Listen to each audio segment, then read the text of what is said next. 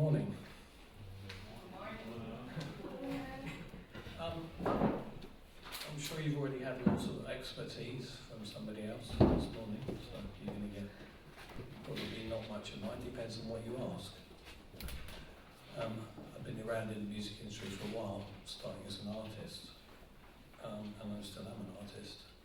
So I'm just going to read you one paragraph, which is my introduction, and then just feel free to ask questions. Back in the early days of the pop music industry, recording was expensive and really only open to those who could afford it, which would normally mean the record companies. You did your demos and hoped to get a deal. Over the last 25 years or so, recording has become relatively cheap and easy to do, but this has not led to a revolution in self-publishing, apart from its rare circumstances. Why is this so? And what can artists learn from this state of affairs? I'm an active artist since 1977, been running labels, mainly releasing stuff I've been involved in since 1993. Not everything I have to say applies to you, but maybe I have some ideas I can pass on. So please feel free to ask. Hello, yes? Hello. So how are you releasing your music now? What is working out for you? It's the same, physical and digital.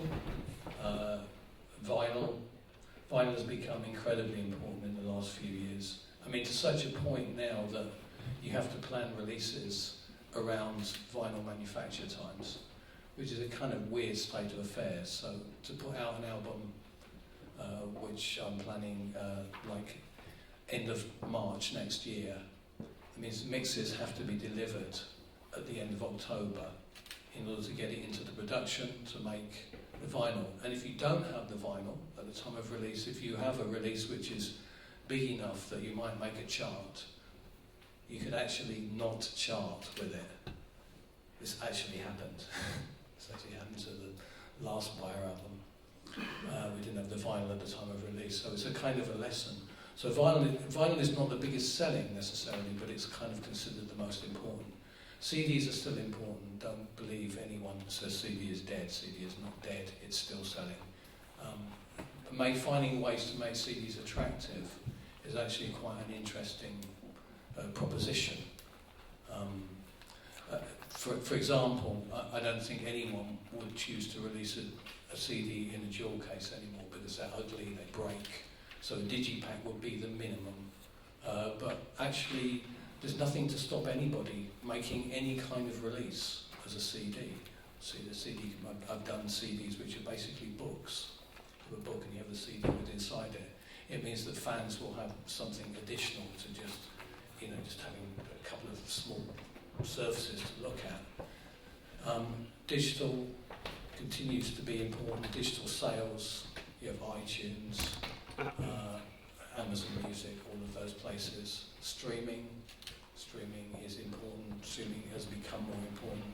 I mean, the amount of noise which is made about streaming probably overweighs what you actually see from it. I mean, Spotify sales, so if you look at a chart of Spotify sales, you get statements, and you have thousands and literally thousands of lines, and if you add up all the money that it comes to, you're probably looking at like 5,000 lines could equal like £100. I mean, it's because each one is an individual play. So you kind of have to think of it a bit like radio play, but you should never forget stuff like conventional radio. I mean, radio stations have a far bigger reach than Spotify ever will. Apple Music is coming up, whatever. And there are means by which you can make money out of YouTube and all the rest of it, but they're again very tiny amounts of money to be made per play. So those are the means of release. I mean, people can talk about having a record released, and what they do is make it available digitally. Depends on how much of an event you can make out of it. If you're Beyonce and you can send out one tweet and tell everybody your album is out and sell a few million copies, that's great. And most of us aren't. So, it depends on how good you are with social media or whatever, how big of an audience you have, really. So, a release can mean almost anything, but that's basically what a release amounts to in my world anyway. vinyl? Okay, so you would be looking realistically. So I'm talking from a point of view as a creator of music. So delivering mixes means then they have to go to be mastered. So if I'm talking about a release date which is the end of March, so I will be, and this is physically happening. There's a release coming up which will be the end of March, last Friday of March. Releases are all on Fridays these days. You would need to have all the mixes done by the end of October, and then obviously you've got to master it. I tend to use a mastering person who does the initial mastering, which will work for CD or vinyl, and then just cut it flat, send it to cut flat. But all that takes time. Somebody's got to master it, you've got to approve it, then it's got to go to a cutting place, you've got to book time in it, and then it has to go into production. And then they say 6 weeks to text pressings and 6 weeks after that for the final thing, but just take it with a big pinch of salt. I mean, just plan that you just say 6 months, and then at least you'll be safe. I mean, you should, if you're doing a release into a physical distributor, they should have copies 1 month before release, because that will help them with their pre-sale, so they can send out to their distributors. So, go on.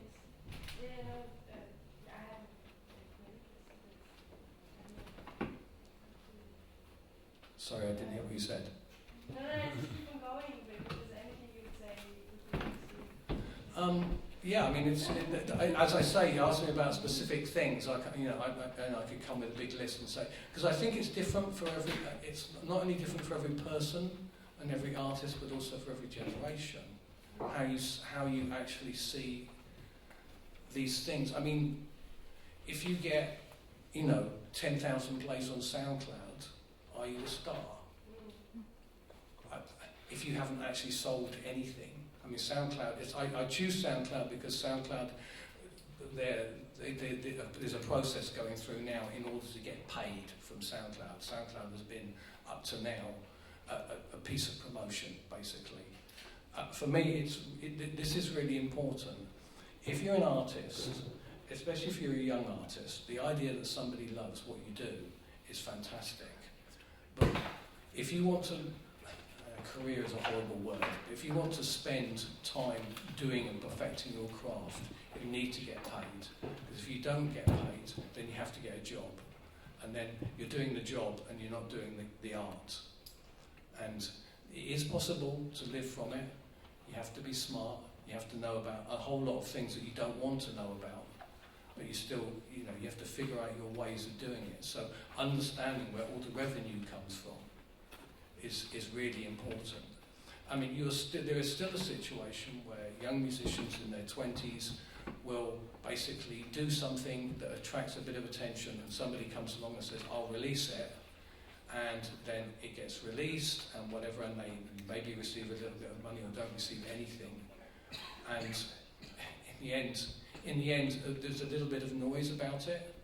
Everyone said, yeah, that was really cool, but they don't actually have any money from it, and they still have to go to work in order to survive. And maybe that's fine for some people. For me, I think it's really important. If you want to get really good at what you do, you have to find a way to earn enough money from it in order to survive, so that you can continue to concentrate on your art, not on somebody else's business that you're working for. Okay, go, yeah? How much would you say there's a language barrier? Like if you sing in a foreign language, and then What, in terms of you're singing in German, you want to sell things outside of Germany? Even worse, I sing in Hebrew. You sing in Hebrew, okay. Yeah, no chance. But you probably know I'm married to an Israeli, so I think the thing is actually, and this is very specific about the Israeli market, the Israeli market is divided there's like two sides of the Israeli market which is like massively different to each other. There's the external, there's foreign artists, and that works the same way as it works anywhere else. So, if you're famous in America, you're famous in Israel, and then you've got local artists. And the local artists have to absolutely conform the idea of the local market. I mean, we've had this for years at Malka, who's a rebel as far as the Israeli market is concerned, and it seems really, really difficult for somebody to step out of the Israeli market into the world market, and it's not just a matter of singing in English. It's actually, you have to be in the mindset of the UK or America or Germany or somewhere where other things are happening. Because, and this is not just true of Israel, it's true of lots of countries in the world where there's a small market, a local market, where someone can be a massive star in that country and completely unknown anywhere else in the world. It is a kind of a problem, you know, but I'm not saying it's impossible. I mean, Minimal Compact did it, but Minimal Compact did it by living outside of Israel and not really being an Israeli band. That was the thing that they did that was very clever. I mean, they didn't calculate it. It was just what they felt. They left Israel because it was boring, you know. So I mean, that's kind of where it comes in. But you can. There used to be a problem, I think, in Britain with accepting anybody singing English with a language, but I think really the Sugar Cubes and Björk basically really broke that down in a way that it's okay, but you have to have, so especially if you're not a native English speaker and you want to sing in English and you think your English is pretty good, please go to an English native speaker and have them check your lyrics. Because people are just going to just laugh at them if they're wrong, you know, or that people say things which they think are really cool and they're really not, or they're really, you know, oh God. I could do a whole industry based on, you know, but not only on that, I mean products, you know, I mean people put things on products where you just think, really, really, if you understood what that means to a native English speaker, you would never write that on that product, you know.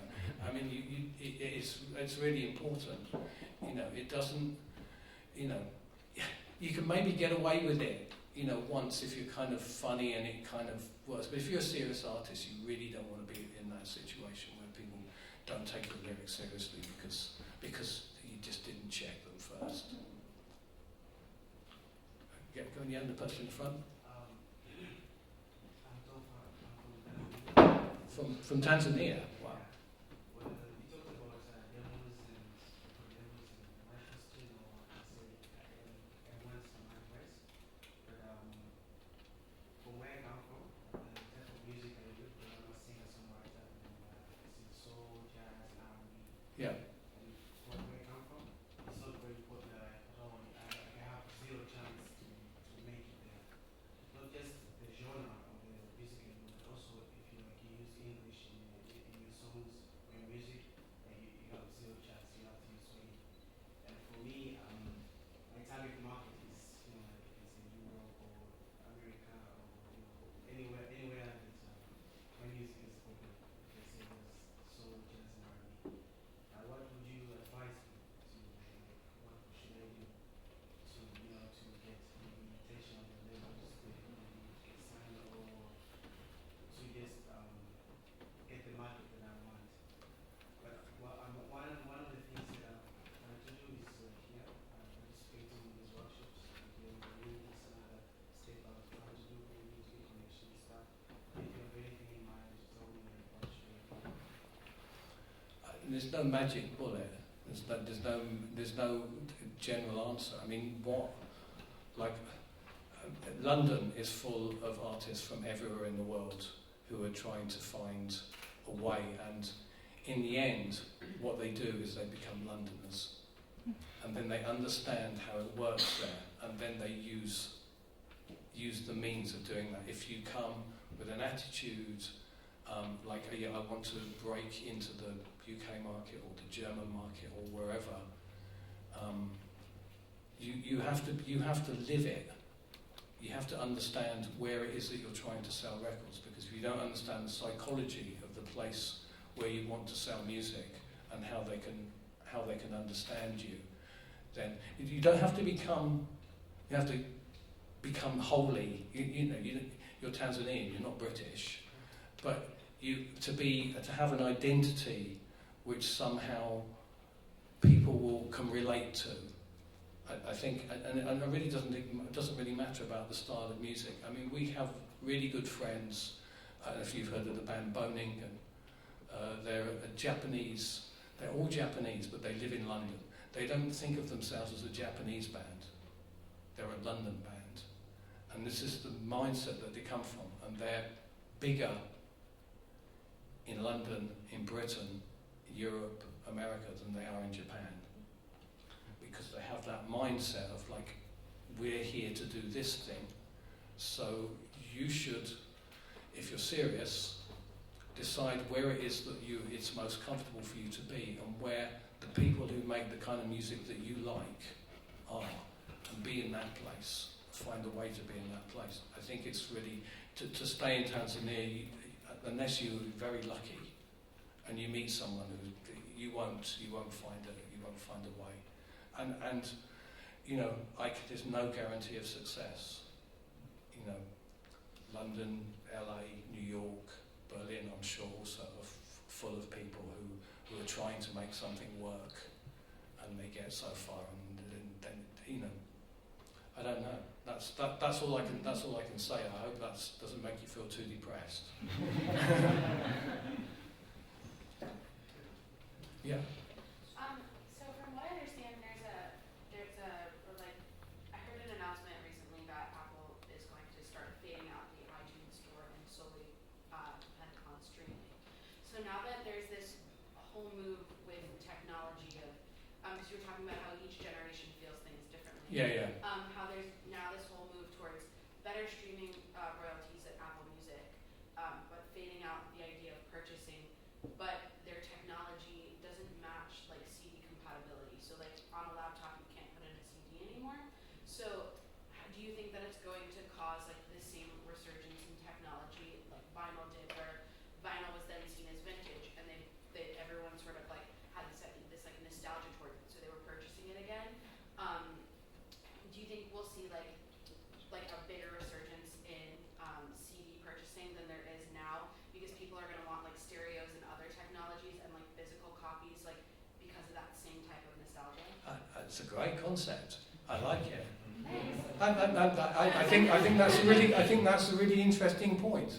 I mean, I've been looking at this from the opposite angle, because it struck me that with the resurgence of vinyl, there's been this kind of thing of like, oh yeah, the CD, it's just garbage. You don't want the CD. It's just some bit of plastic, and vinyl is king. Vinyl is everything, and vinyl is it's like.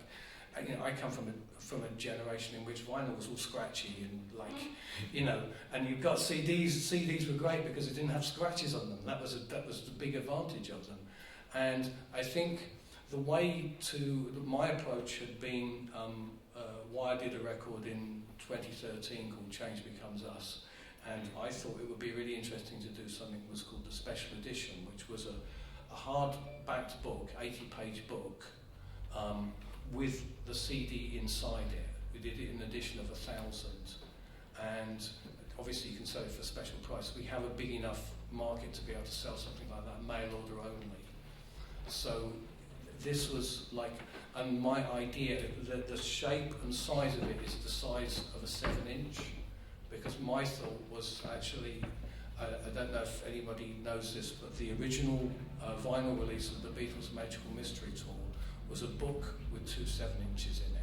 And that's always fascinated me as an item, because for the understanding of now, that must have been a very, very expensive thing to produce at the time.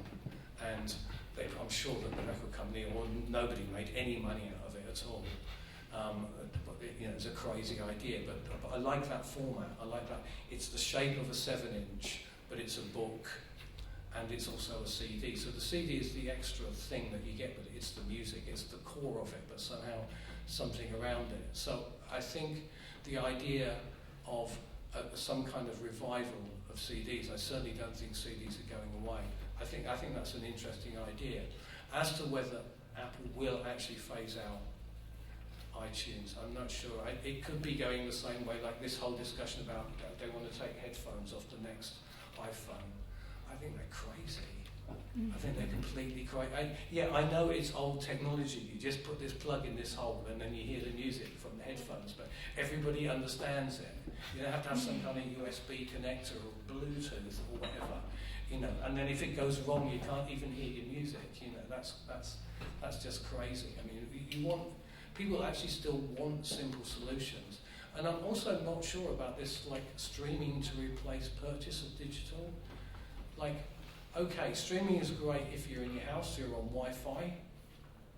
But what do you do when you're out? Especially if you're abroad and you can't have 3G or something like that. Well, on Spotify, you can.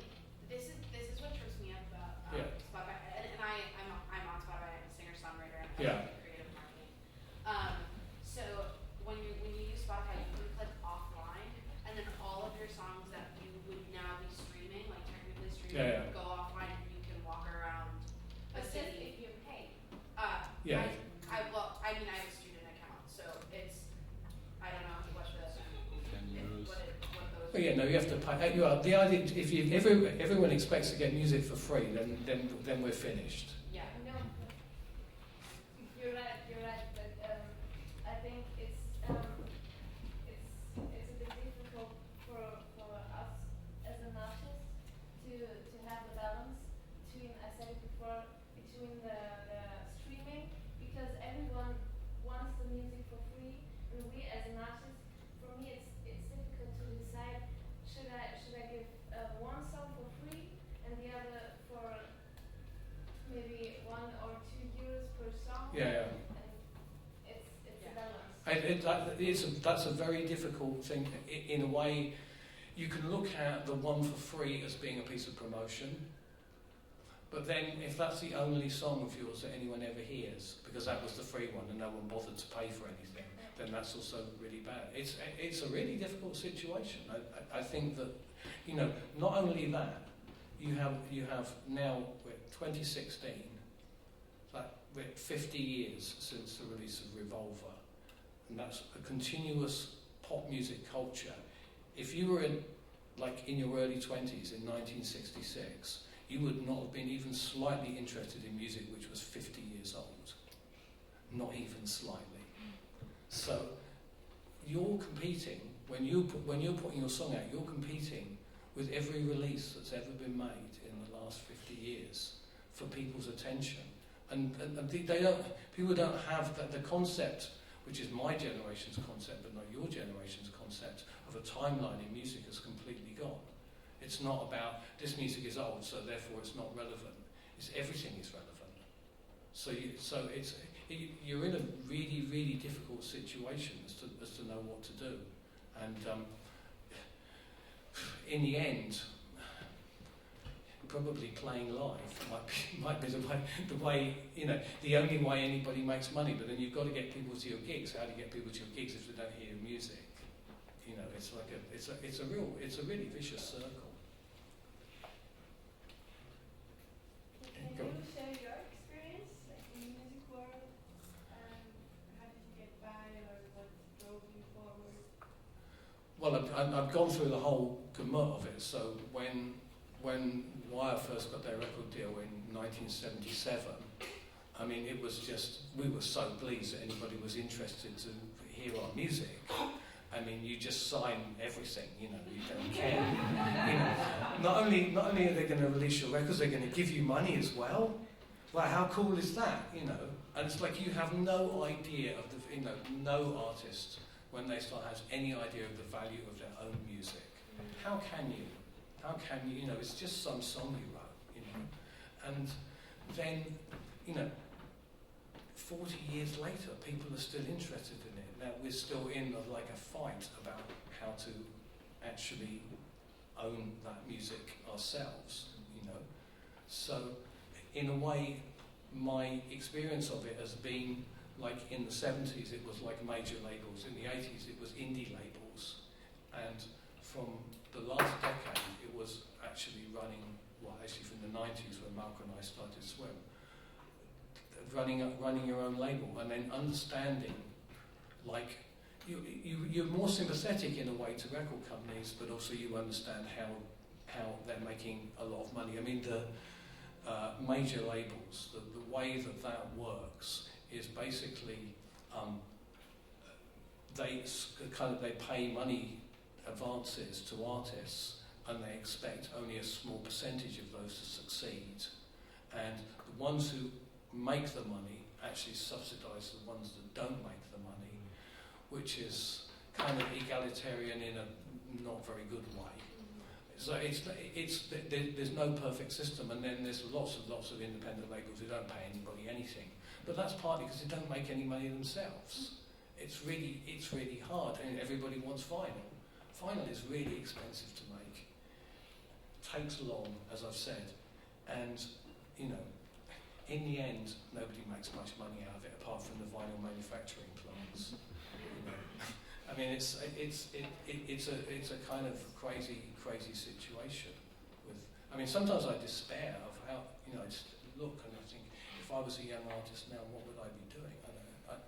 I really don't know. That's why I say, the things that I say I can talk about what I know, but that's not necessarily always relevant to what you know, the problems that you're experiencing.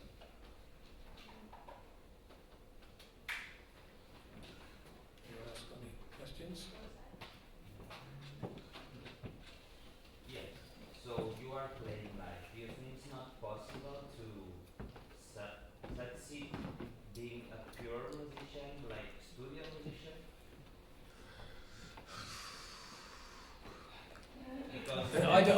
I think probably not. That's where you get the real money. Yeah. Playing live is really. I mean, everything changed. I mean, you had in the like in the 70s. I mean, artists like Nilsson who never played live. Just the concept of it seems like completely crazy now. I mean, already it's 15 years since the situation is basically what you're doing is your releases are publicising your live shows. Basically, that's what you're doing. You're putting out releases in order to get known, so that people will come to see you play live, because that's where you make the money. That's why you should never, ever do 360 deals. They're just the worst thing ever. You control your own live thing, and it doesn't really matter what kind of live, whether it's it can be electronic, it can be a band playing or whatever, but finding your market and finding a place to play live, and that's where you can make money. And the more of it you do, the more you play. It's a virtuous circle, because if you play live and people like it, then people know about it, and more people come next time, and you can build an audience from playing live very fast, if you're lucky.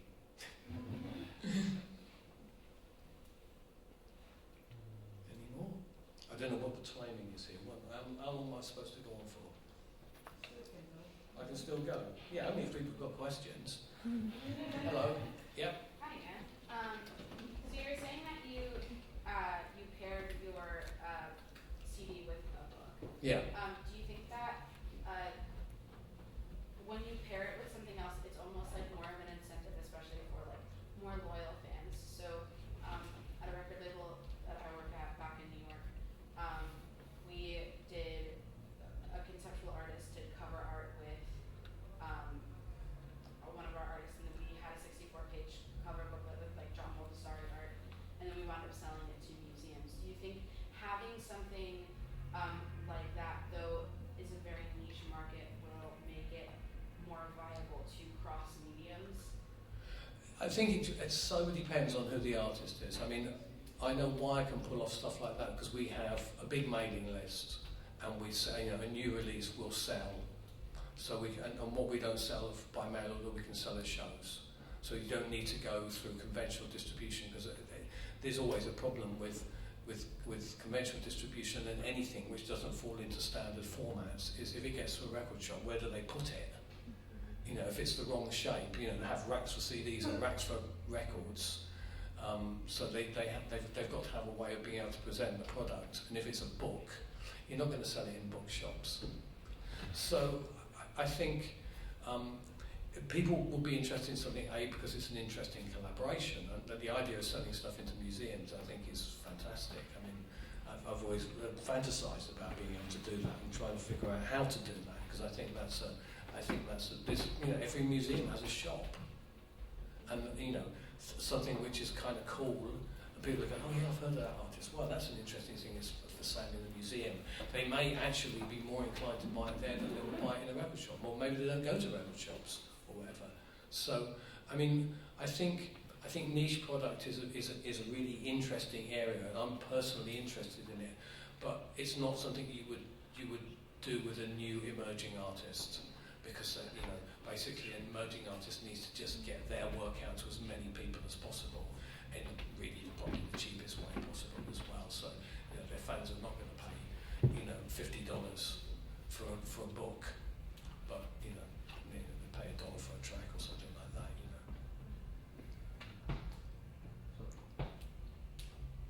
Yeah, so I mean, we have been talking about this collaboration of music and some other form of art, like together in a book or something like that. And this is my second album I collected this. And it is a collaboration. All right. Thank you. I'm from India and I am Spain. You're from where? India. Oh, from India. Yeah, I thought you were from India, but then the way you said it. Sorry. So here is here's his product. This looks interesting, although it's like a toilet with an iPad in it. Is that correct? Yes. All right. Okay. I can take it out of the shrink wrap. That's okay, isn't it? I just want to see how it's presented. That's nice. I mean, it's a different kind of presentation. Oh, I see there's a hole there with like a kind of computer screen that you see through into something else. Yeah, it's nice. Did you release it? Yeah. But you released it yourself? Yeah.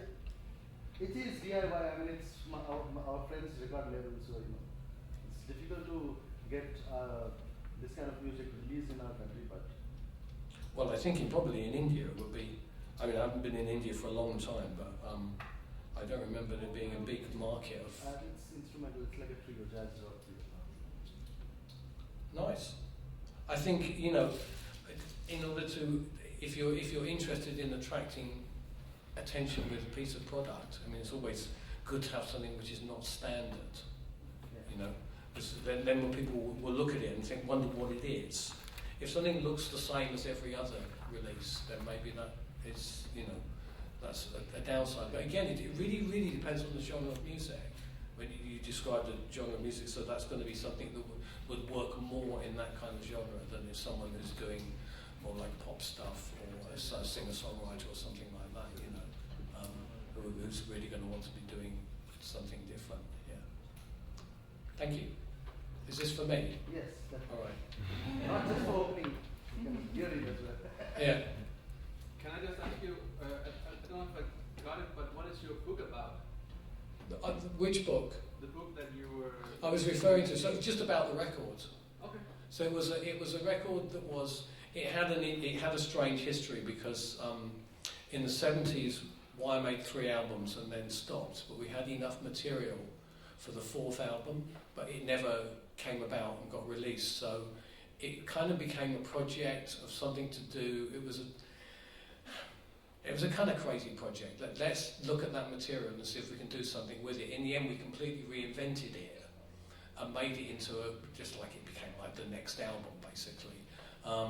And so, but we thought it would be good to have something which gave, because I come from like an artistic base, so concept is quite important, and how you talk about something, how you place it, how it's perceived, all those things are really important. So having some words around it and some images and the lyrics and everything, it made it a kind of a nice thing for fans, but also for them to understand why we were doing that thing and what it amounted to. So, but the thing that was really important to me about it, and I think that this will not be the last time we use that format, is that the book is thick enough to feel like a book. It's not a pamphlet. It's not sleeve notes. Sleeve notes is kind of a little bit of a nerdy thing that men of a certain age who buy records, they like to have, the sleeve notes of, especially re-releases or something like that that hasn't been available for years, and someone worthy has written the sleeve notes. So this isn't something, but a bit more. It feels like a book. You have to put it on the shelf like a book. It doesn't. You can't store it with CDs. So that was the idea of it. But it was just really to break that idea of the CD doesn't have any value. So, because there's certainly, and I think maybe that as our friend over there has maybe alluded to, maybe that perception is passing. Maybe people realise digital is not all that. And vinyl is not the be-all and end-all of everything. It's certainly not the saviour of the music industry, because nobody makes any money out of it. So it can't be. Does that answer your question? Well, the question is people like really making money off music today? Am I? It's like, Yeah. It's more about the shows from I heard, or booking agencies. Me personally, I make money from records and from gigs. So it is possible to do that. But that's why I say, this is specific because I'm trading off of a long history and a name and something which people do want. People will pay money to have in a different place. But I think it should be theoretically possible for anybody to make money out of records and shows. And I think the argument for doing it yourself is that now, especially with a lot of independent labels, there isn't really the margins to pay the artist anything for the work. So you could say it's almost a kind of Marxist thing. It's like if you own the means of production, you need to actually have the means of distribution as well. And but it requires a different mindset to understand how to market something. When Mark and I started Swim back in the 90s, we used to put out records. We used to spend 500 quid on doing promotion, and that was the only money we spent outside of the manufacturing of the records. Nowadays, you can't put out a record without spending several thousand just on promotion. I tend not to spend too much money on marketing, but promotion is, serious promotion. Well, for us it will be UK, US, radio. Radio became really important in the UK. I don't know if people know about Six Music. Six Music has been really important for certain kinds of music in the UK, and it's actually held up against Spotify. It's like Six Music has like way more listeners than Spotify gets. So on a daily basis, so that's where people are seeking to hear new music. But it costs money to earn plays on that. So it's an expensive game. It is an expensive game. Yeah, go on. I have a question about this music promotion thing in the UK. Yeah. And you see Six and stuff. There's like introducing. Yeah. Yeah, and it's just for UK-based artists. And I found out, is there anything you can do when you're like from Germany? Like any ways to, like any tips, how you can like, I don't know. Is there anything that you kind of? I don't know. I mean, if you want to. I mean, for me, getting into Six Music was, look, I'm in a very privileged situation. Okay, there's a Wire song which is the second most favourite song of Six Music listeners. So there's an open door. So that still doesn't mean that you have to pay somebody to do the actual promotion, because somebody's got to get it to all of the right people. And I think that introducing thing is fantastic, but as you say, if it applies only to UK artists, that's a very difficult situation if you're German. But I suspect if you moved to Britain, then you could probably you could wing it. I'm sure that. I mean, London is just full of artists from everywhere. That's just one of the. I mean, God knows how people survive. It costs a fortune to live there, But it's a very difficult it's difficult. I don't know. Is there an equivalent in Germany of Six Music? Well, you can be a non-British artist and you play on Six Music. Oh yeah, there's plenty of non-British artists playing on Six Music. Yeah, it's just about like, I was just asking about newcomers really. If there's like any, I don't know, international program, because here in Berlin, it's really open for international artists that come here. Like, It is. Yeah, it's definitely open, but I think. all these programs also. Yeah. That's the thing. And like, just it was just an example. I was listening to Six Music and hear which DJ plays the music in your style, and then try to like maybe send it to the Yeah, that's. I'd agree with that. Yeah. But you know. because we have like at night time there's DJs who play more independent music and they're their own thing. And they always give their email addresses also in the shows. I mean, you can always email or text them, you know, during the shows, and they do respond. They will respond. Any other radio stations that you would recommend? In the UK, No. they really in certain styles of music. I mean, Six Music is your really your only option. It really is.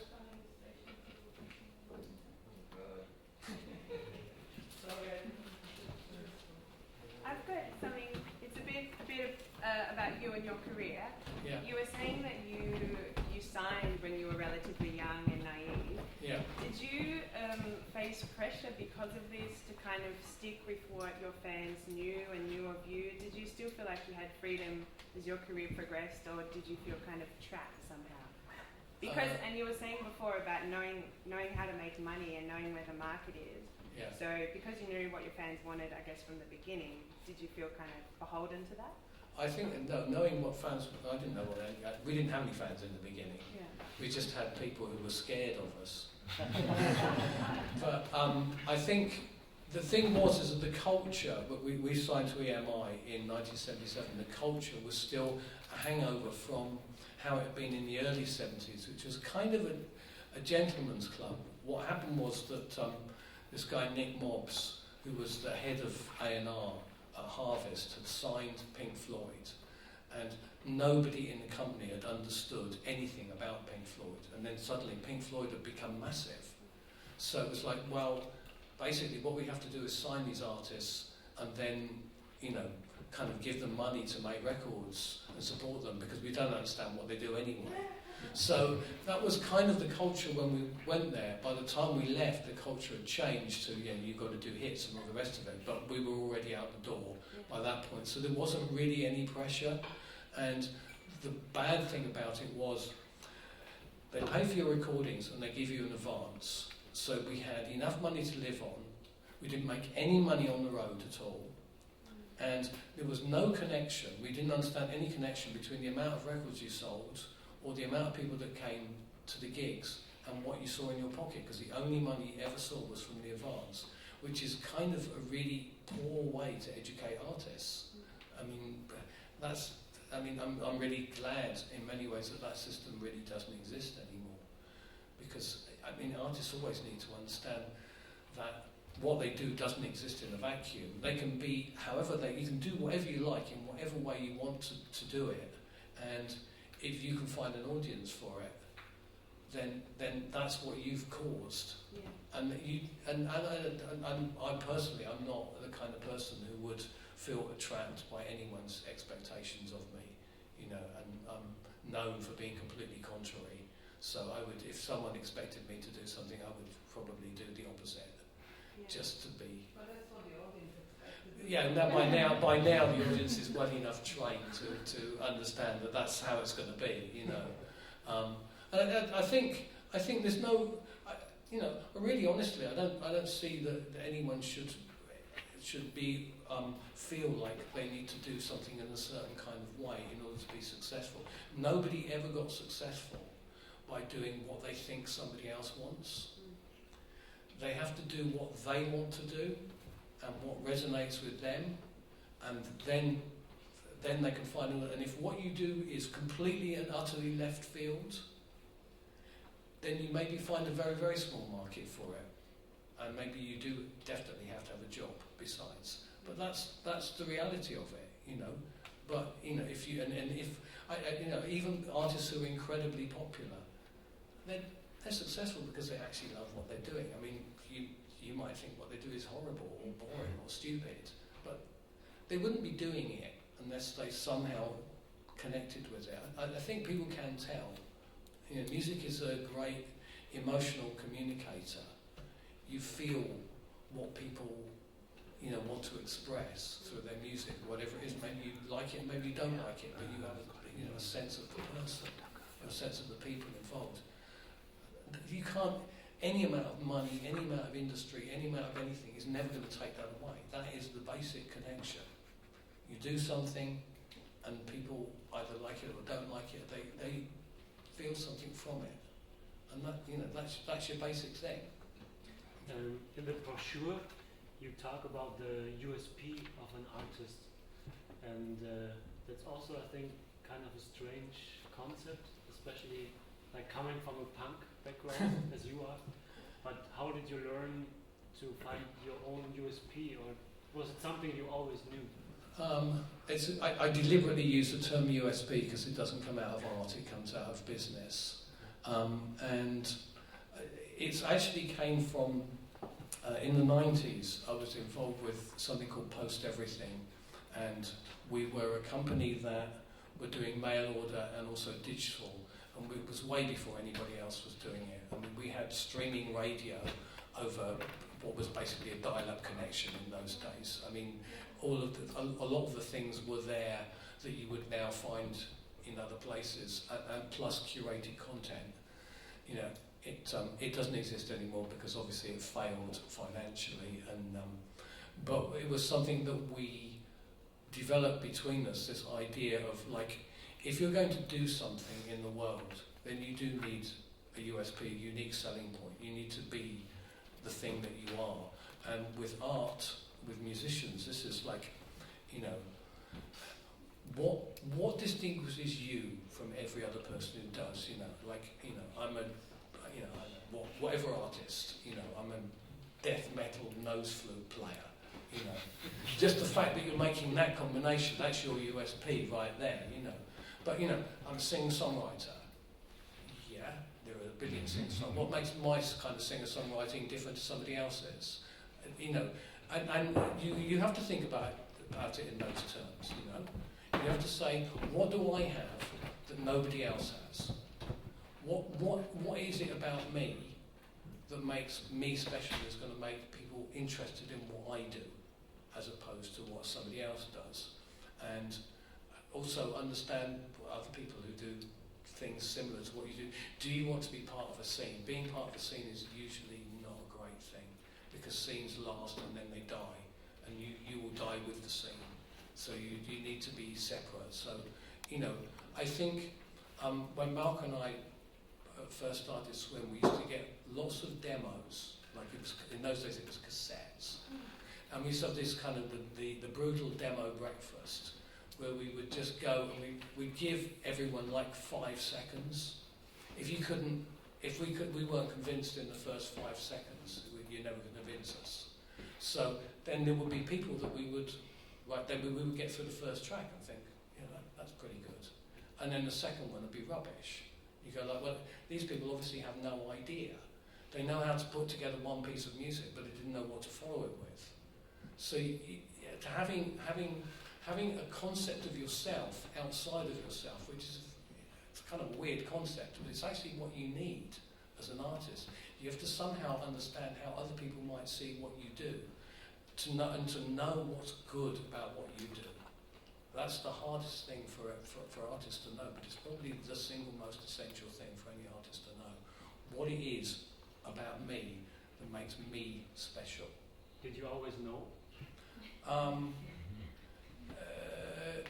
I get very excited by thinking, I can do something, the most stupid, inane, little riff on a guitar with a bit of singing, and just think, well, that's genius.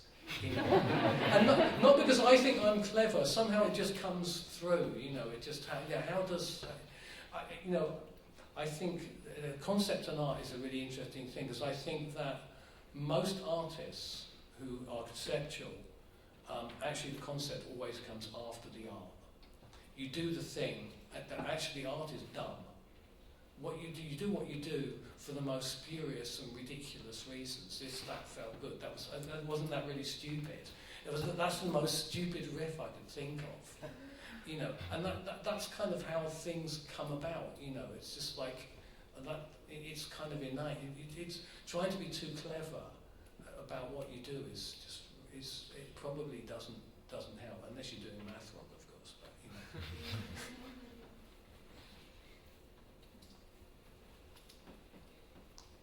any more? Oh yeah. I don't know if this question really, if there's a good answer to it, but like you said about this unique selling point, I find it very hard for myself. Like I really struggle with trying to develop this kind of concept of myself, like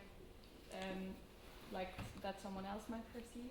And I think part of the problem is, like, for me, what I would find to be my unique selling point in a way, I think it's very internal in a way. It's just how I feel when I make music, but I don't know how that actually, I can't really know how that translates to other people, or if that would be a unique selling point for someone else to want to listen to my music. I don't know. It's kind of, I find it kind of hard, because for me, I'd say that what I feel internally is the only unique selling point I could think of in a way. But then if that doesn't translate, or if that wouldn't be what someone else would see as a concept of me, I wouldn't know where to look for a different selling point. Do you have someone you can bounce ideas off? Not really. I mean, that would be what I would think. Say, how does this come across? And to say to someone, how does this come across, or what it is. I mean, it is. I mean, are all artists narcissistic? I don't know. I mean, there is something about you've got to kind of love yourself in a way. You can't. I don't think anybody. But I think that's a truism about life. I mean, how can anybody love you if you don't love yourself? And so, to be excited, and something makes you do it. Why is it that you bother with whatever, making music, or however you do it, whether you're a songwriter or whatever it is that you do? How do you get there? Why are you doing that rather than just eating and drinking and doing what everybody else does? There's something that makes you like an itch that you can only scratch. That way, there's something which is within inside you. Like you say, it's an internal thing. I mean, I'm understanding what you're saying when you're describing it. So it's not like, it's a way of, when I use the term USP, it's deliberately provocative. What I'm saying is that, like, how do we as artists figure out a way to see ourselves like somebody else might see us?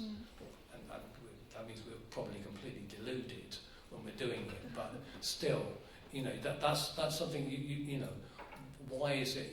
If somebody says, I sound just like this, this, and this, and this, and this, just think, well, why?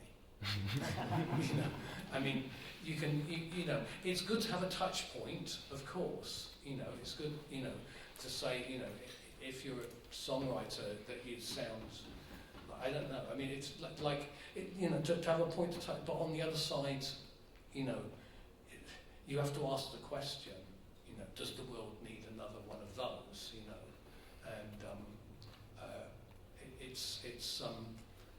it's kind of a part of a kind of deeper exploration of yourself as an artist. I don't know if what I'm saying helps, but I think because this also kind of connects to a different issue that I would have, but I guess it's also just like a luxury problem right now, because it's kind of I don't have to earn money from music yet, so because I live at home, but because the thing is, like, I know that what I get from playing music, this like internal kind of aspect of it, but because I can't really tell what anyone else would get from it, I know people like listening to it, but it's kind of what they really get from it. So it would also it just like imagining having people pay to listen to me, even though the reason why I do it is because like it makes me happy, and it makes me even happier when people want to listen. So it's more like I pay them to listen to me. Yeah. So it's kind of that, like it's the same, in a way it's the same problem, because I don't really see what I could bring them in a way. So I don't really know. So. That's why sometimes you need a third party to say something, to see the value in it. And like I said, I mean, no artist ever sees the value in their own work. It's just something you do. You do it. You do it because you can't help it, really. You know, it's like, and you know, I don't know. I mean, maybe there are people there who, you know, I mean, whoever did that awful frog thing, you know, like who just make stuff because you know, it's like a ringtone that they want to sound or something like that, you know. But that's something else, you know. But you know, for the most part, you know, I'm imagining I'm sitting in a room with people who whatever angle they're coming from it, you know, believe in something sort of quite genuine can come out of music, and that's what their motivation is, to be involved in it, you know.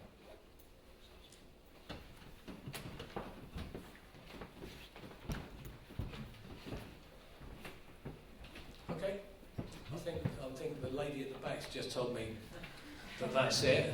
I hope I haven't bored you too much, and enjoy the rest of your day.